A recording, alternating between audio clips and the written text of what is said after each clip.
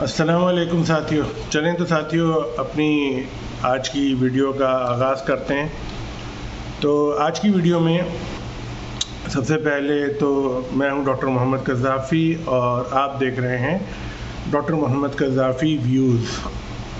तो जनाब, आज की जो टॉपिक है वो एक ऐसा टॉपिक है जो कि आम पब्लिक इसके बारे में ज़रूर जानना चाहती है, क्योंकि ये टॉपिक आपको ऐसी इन्फॉर्मेशन दे देगा और ऐसी आपको नॉलेज मिल जाएगी कि आप जब डॉक्टर के पास भी जाएंगे तो आप पहले से ही बहुत ज़्यादा अलर्ट होंगे और बहुत ज़्यादा आप मतलब ये कि आपका ब्रेन जो है ना यानी आपका दिमाग जो है सही फ्रेम ऑफ माइंड में काम कर सकेगा अपने लिए। और एक जो इंसान को डर होता है ना कि यार ये पता नहीं क्या हो रहा है मेरे साथ और कैसा हो रहा है, तो वो डर जो है इंशाल्लाह आपका बिल्कुल ना होने के बराबर हो जाएगा। यानी कि आप उस मसले को समझ भी सकेंगे और उस मसले को आप डील भी कर सकेंगे। तो इस हवाले से जब इस तरह का मरीज़ मैं देख रहा था आज, तो मेरे दिल में हुआ कि क्यों ना मैं आज इस पे वीडियो बनाऊं अपनी। अच्छा, वीडियो पे बात करेंगे, डेफिनेटली अच्छे से बात करेंगे। आपको पता है हम तो डिटेल में बात करते हैं और कोशिश करते हैं बात को अच्छे से समझाने की और बताने की। तो जब मैं ये मरीज़ देख रहा था तो मेरे जहन में आया कि इस पे बात की जाए। लेकिन इससे पहले मैं आपको बताऊं कि जो भी हम बातें आपसे करते हैं, आपको इन्फॉर्मेशन देते हैं या इन्फॉर्मेशन आपसे शेयर करते हैं, इनका मकसद सिर्फ़ और सिर्फ आपको आगाही देना होता है और कोई नहीं होता। तो अगर आपको इन बातों पे समझ में आती हैं, क्योंकि प्रोफेशनल की बातें होती हैं, हम तो बहुत आसान तरीके से बात करते हैं और किसी डॉक्टर से जब हम बात करेंगे तो उसके अल्फाजों का चुनाव ज़रा मुख्तलिफ होगा। अभी जो हम अल्फाजों का चुनाव आपके आगे रखते हैं, तो अभी मैं सबसे पहले एक टॉपिक पे बात करने लगा हूँ। वो टॉपिक ये है इंट्राक्रैनियल हाइपरटेंशन। अब आपने हाइपरटेंशन तो सुना होगा। हाइपरटेंशन ये होता है कि ब्लड प्रेशर का बढ़ जाना, हाइपरटेंशन।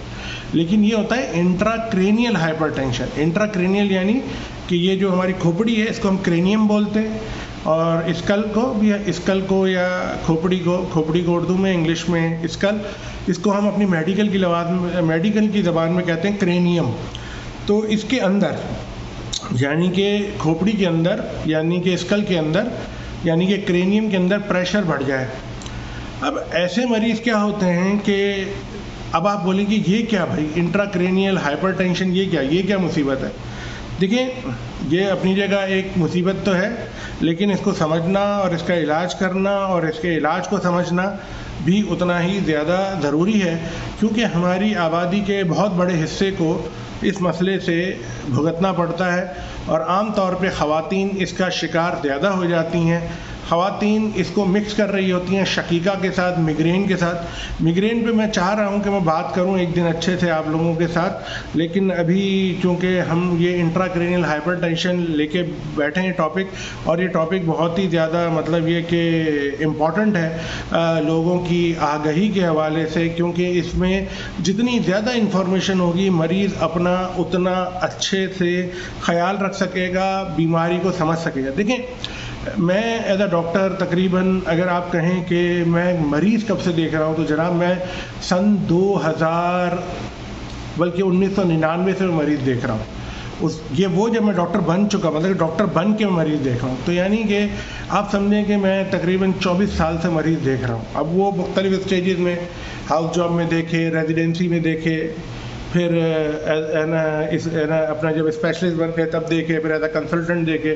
तो तकरीबन तो आप मुस्तकिल आप मरीज़ जब देखते हैं तो आपको एक बात का अंदाज़ा हो जाता है कि मरीज़ उस वक्त अपना इलाज सही से करवा सकता है या वो मरीज़ अपने लिए अच्छा साबित होता है जो मरीज़ अपने मसले को समझ जाता है।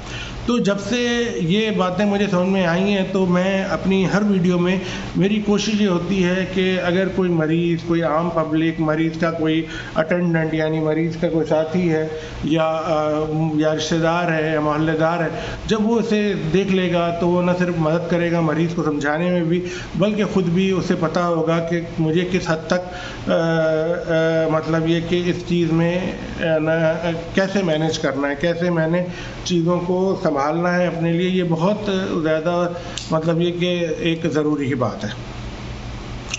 اچھا جی، انٹراکرینیل ہائپر ٹینشن جو ہوتا ہے یعنی کہ دماغ کے اندر، کھوپڑی کے اندر پریشر بڑھ جانا، یہ عام طور پہ خواتین کو ہوتا ہے، اور عام طور پہ ان خواتین کو، اب یہ میں بتا رہا ہوں عام طور پہ، اس کا مطلب یہ نہیں کہ بالکل انہی طرح کی خواتین کو ہوتا ہے، نہیں، یہ عام طور پہ جو تھوڑی موٹی خواتین ہوتی ہیں ان کو ہوتا ہے، اور دبلی کو بھی ہو سکتا ہے. تو اس لیے بالکل بھی یہ نہ سمجھیں کہ صرف موٹی کو ہی ہو رہا ہے. اچھا، دوسرا یہ کہ یہ جینیٹک بھی ہوتا ہے. جینیٹک مطلب یہ کہ پیدائشی بھی یہ وجہ ہوتی ہے. بولیں گے جی وہ ان کو تو 30-35 سال تک کچھ بھی نہیں ہوا، تو وہ 30-35 سال میں وہ چیز بڑی ہو رہی تھی، میچور ہو رہی تھی، اور ایک وقت پہ وہ میچور ہو کر اس نے اپنی شکل اظہار کر دیا. اچھا، اور تیسری اور وجہ یہ ہوتی ہے کہ اگر کسی کو خاندان میں ہے، ماں باپ کو یا کسی کو انٹراکرینیل ہائپر ٹینشن کا مسئلہ ہے، تو ان کے بھی گھر والوں کو بھی یہ انٹراکرینیل ہائپر ٹینشن کا پرابلم آ سکتا ہے یا ہو سکتا ہے یا ہوتا ہے. اچھا، اب اس میں یہ عام طور پہ ایک چیز ہوتی ہے کہ ہمارا جو ہوتا ہے پیچوٹری گلینڈ ہوتا ہے، ہمارے برین کے بالکل نیچے حصے میں ایک گلینڈ ہوتا ہے پیچوٹری گلینڈ، اور وہ ہارمون ریلیز کرتا ہے، آکسیٹوسن، پرولیکٹن، اس طرح کے ہارمون ریلیز کرتا ہے. تو وہ جس جگہ بیٹھا ہوتا ہے، نارملی جس جگہ پر بیٹھا ہوتا ہے، اس کی جگہ ہے ہمارے دماغ میں، ہمارے جسم میں ہر چیز کی. آنکھ کی جگہ ہے کہ آنکھ اپنے ساکٹ میں ہو، زبان کی جگہ منہ میں ہو، دل کی جگہ ہے سینے میں ہو، گردوں کی جگہ ہے کہ ہمارے کیا کہتے ہیں یہ کمر کے دونوں سائڈوں پہ ہوں، جگر کی جگہ ہے کہ وہ ہمارے اپر سائڈ پر کیا کہتے ہیں رائٹ سائڈ پہ ہو، اسپلین کی جگہ ہے کہ وہ ہمارے لیفٹ سائڈ پہ ہو. ایسے جس طرح سے جسم میں دوسرے تمام آرگنز کے بیٹھنے کی جگہیں ہیں، اسی طرح سے جو پیچوٹری گلینڈ جو ہوتا ہے، جو ہمارا گلینڈ ہے، وہ اس کی بھی ایک جگہ ہے بیٹھنے کی، اور وہ ہے کیا کہتے ہیں ایک اس کو ہم بولتے ہیں سیلا ٹرسی کا. ایک سیلا ہوتا ہے، ایک مطلب کہ ایک کرسی ہوتی ہے، ایک سمجھ لیں کہ پاؤچ سا ہوتا ہے، اس کے اندر پیچوٹری گلینڈ بیٹھا ہوتا ہے. لیکن جن خواتین کو پیچوٹری گلینڈ اس جگہ نہ بیٹھا ہو کسی بھی وجہ کے تحت، جینیٹیکلی یا کوئی اور وجہ کے تحت، تو ان کو بھی یہ انٹراکرینیل ہائپر ٹینشن ہوتا ہے. اچھا، اب یہ انٹراکرینیل ہائپر ٹینشن کے مریض کو شکایتیں کیا کیا ہوتی ہیں؟ ایک تو ان کو شکایت ہوتی ہے کہ ان کو سر کا درد بہت زیادہ ہوتا ہے. اچھا، دوسرا ان کو جو ہوتا ہے اپنا کیا کہتے ہیں پورے سر کا درد رہتا ہے، آنکھوں میں درد رہتا ہے ان کو، اور تیسرا روشنی ان کو بہت بری لگتی ہے. اچھا، چوتھا یہ ہو سکتا ہے کہ اپنا کیا کہتے ہیں تھوڑی سی غنودگی بھی طاری ہو جائے ان کو آن اینڈ آف میں. اچھا، پانچواں یہ ہوتا ہے کہ ان کو مرگی کے جھٹکے لگ سکتے ہیں. مرگی کے جھٹکے لگ سکتے ہیں، میں دوبارہ ریپیٹ اس لیے کیا ہے کہ مرگی کے جھٹکے جب لگتے ہیں تو ہم سی ٹی اسکین کراتے ہیں، خیر اس پہ آتے ہیں بات کرنے کے لیے، خیر جھٹکے لگ سکتے ہیں. اچھا، اس کے علاوہ مریض جو ہوتا ہے اس کو سانس اکھڑ جاتی ہے، سانس لینے میں اس کو دشواری کبھی ہو سکتی ہے. اچھا، اس کے علاوہ جو ہے اپنا کیا کہتے ہیں پورا جسم ذرا ڈھیلا ہو جانا، تھوڑی تھوڑی دیر میں بندہ بے ہوش ہو جانا، اسے سنکوپی بھی کہتے ہیں. تو یہ تمام علامات میں سے اچھا، دوسرا چھوٹے چھوٹے قدم لینا، مریض جو ہوتا ہے وہ قدم جب لیتا ہے تو وہ چھوٹے چھوٹے لیتا ہے قدم، چلنے میں اس کو دقت ہوتی ہے.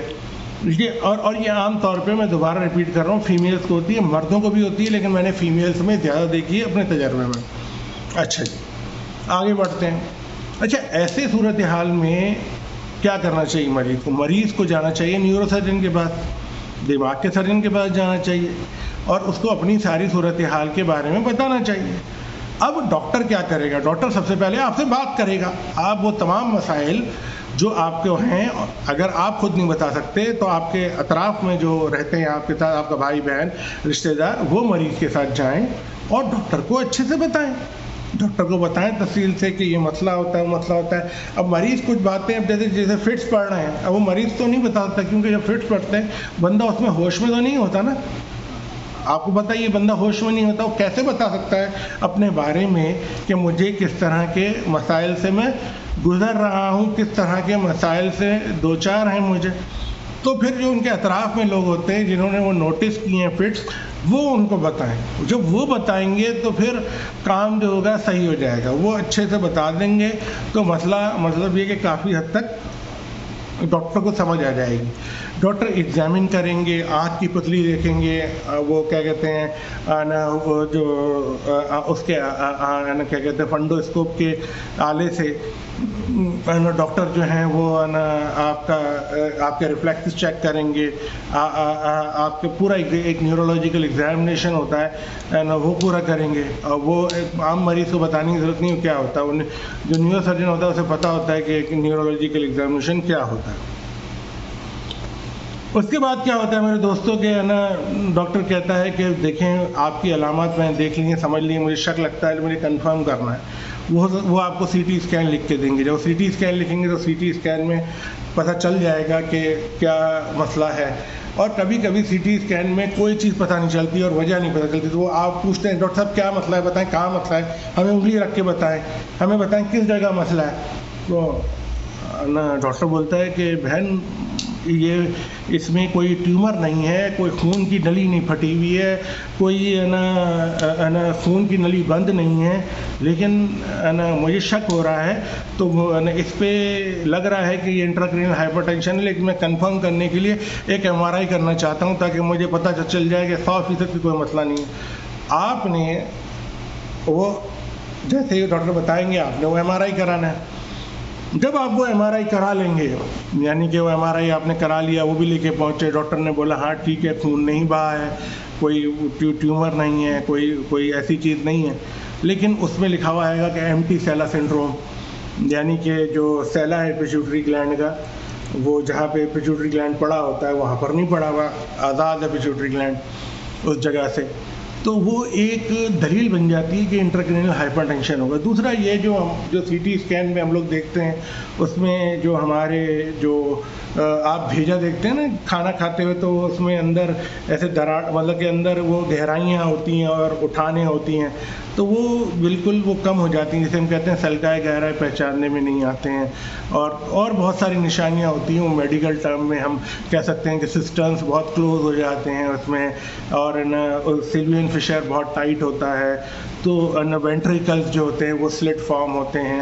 تو یہ تمام چیزیں ہوتی ہیں جو کہ ایک عام مریض کو اس کو سمجھنے کی ضرورت نہیں ہے، لیکن کوئی میڈیکل ورکر ہوگا، ہیلتھ ورکر ہوگا، وہ اسے سمجھ جائے گا اور وہ آپ کو ڈاکٹر بتا دے گا کہ یہ مجھے انٹراکرینیل ہائپر ٹینشن لگ رہا ہے، ابھی بھی بولے گا لگ رہا ہے۔ اب آپ بولیں گے ڈاکٹر صاحب آپ نے میرا سی ٹی اسکین کرا دیا، ایم آر آئی کرا دیا، لیکن ڈاکٹر صاحب نے آپ کے پیسے ضائع نہیں کیے ہیں۔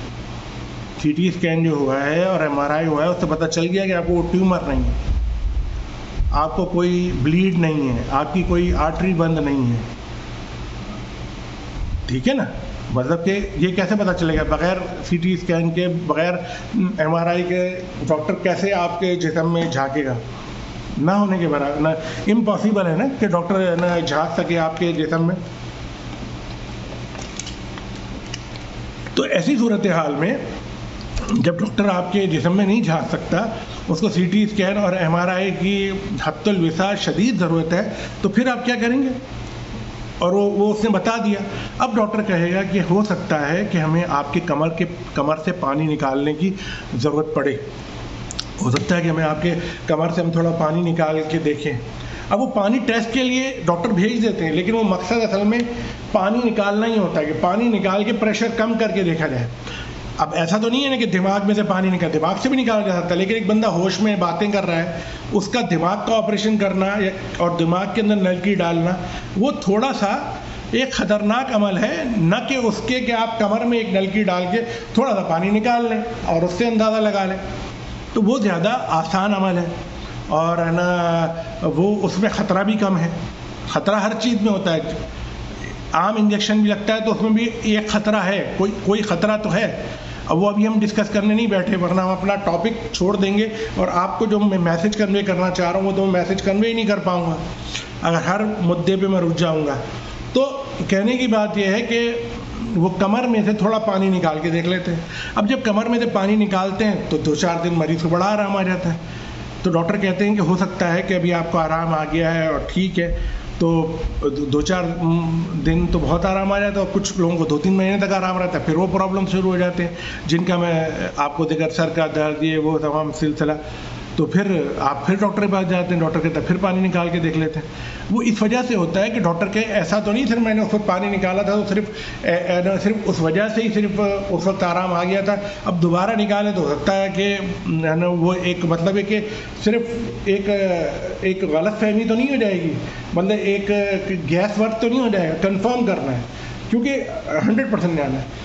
जब वो निकाल के देखते हैं और उसमें भी उतना ही आराम आ जाता है तो फिर डॉक्टर साहब आपको मशवरा देते हैं कि देखें भाई साहब या बहन साहिबा, प्रॉब्लम ये है कि ये आपको इंट्राक्रैनियल हाइपरटेंशन है। इसके लिए क्या करना है कि हमें एक नलकी दाखिल करनी पड़ेगी, आप एक कमर से उसका पेट से ताल्लुक़ बना देंगे अगर वो डॉक्टर समझता है।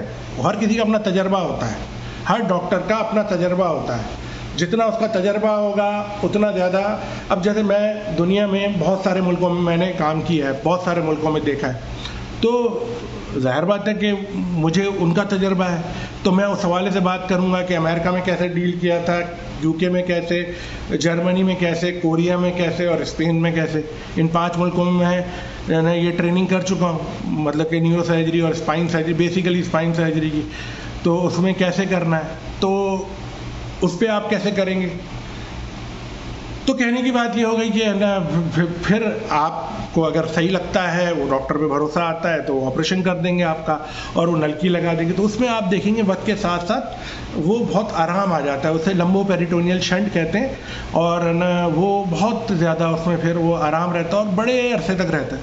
अच्छा, ये शंट जो होते हैं ये परमानेंट नहीं होते, ये डेफिनेटली एक बैरूनी चीज़ है जिसम में डालते हैं, बाहर की चीज़ है, मतलब कि अल्लाह ने तो नहीं डाली ना हमारे जिसम में, लेकिन ये कभी बंद भी हो सकता है, इसमें थोड़ा इन्फेक्शन भी हो सकता है। तो इसमें कोई इतना गुस्सा करने की या परेशानी की ज़रूरत नहीं है कि बहुत ज़्यादा गुस्सा कर रहे हैं कि जी वो तो इन्फेक्शन हो गया। वो इंसान कोई भी नहीं चाहता कि इन्फेक्शन हो जाए, लेकिन छोटे मोटे कॉम्प्लिकेशन ये जो चीज़ें होती हैं इसको वैसे कॉम्प्लिकेशन आजकल माना भी नहीं जाता और माना भी नहीं जाना चाहिए। तो इस तरह तो काम करना बड़ा दिक्कत अंगेज़ हो जाएगा और मुश्किल तरीन हो जाएगा और इंसान कभी काम नहीं कर सकेगा। तो इसके लिए आपने भी दिल को शादा रखना है और इस तरह से ये मसले को आप हल करवा सकते हैं। इसमें जो तफसील होती है एज अ मरीज़ तो बहुत सारी और बातें, लेकिन मेरा ख्याल है मैंने बहुत तफसील से इस टॉपिक को अच्छे से समझाने की कोशिश की और कोशिश की है कि आसान तरीन अल्फाजों में मैंने इस्तेमाल किए हैं। अब इसके लिए मैं आप लोगों से बस यही गुजारिश कर सकता हूं कि अगर आपको इसमें कोई सवालात हैं तो मैं अपना व्हाट्सएप नंबर और ईमेल नंबर डाल दूंगा। आप अपना अगर कोई सवाल हो, इस पर कोई बात करना चाहते हो, कोई कमेंट्स देना चाहें तो प्लीज़ दीजिए। हम कोशिश करेंगे कि उसको अच्छे से आंसर कर सकें इंट्राक्रैनियल हाइपरटेंशन के से रिलेटेड जो है। और दूसरा, चूँकि इंशाअल्लाह अज़ीज़ मैं वापस पाकिस्तान आ रहा हूँ और यानी कि हमेशा के लिए अपने काम को समेट कर यहाँ से, और ना अल्लाह ने चाहा तो फिर वहाँ पे मैं फिर अपना पाकिस्तानी व्हाट्सएप नंबर डाल दूँगा। तो फिर आप जो भी बेहतर समझें मुझसे बात कीजिएगा अगर चाहें तो मैं कोशिश करूँगा अच्छे से अच्छा आपको बेहतर से बेहतरीन आंसर करने के लिए। तो जी बहुत शुक्रिया आपका, आपके सपोर्ट का। प्लीज़ हमारी वीडियोस को लाइक करें और सब्सक्राइब करें और शेयर ज़रूर करें। शेयर करने का फ़ायदा ये होता है कि एक तरह से ये सदका जारिया बन जाता है कि बहुत सारे लोगों तक बात पहुंच जाती है। फेसबुक पे, ट्विटर पे शेयर करें हमारी वीडियोस को। चलें जी, थैंक यू सो मच। इंशाल्लाह कल एक और नई वीडियो के साथ फिर मिलते हैं इंशाल्लाह, अल्लाह ने चाहा तो ज़िंदगी रही तो।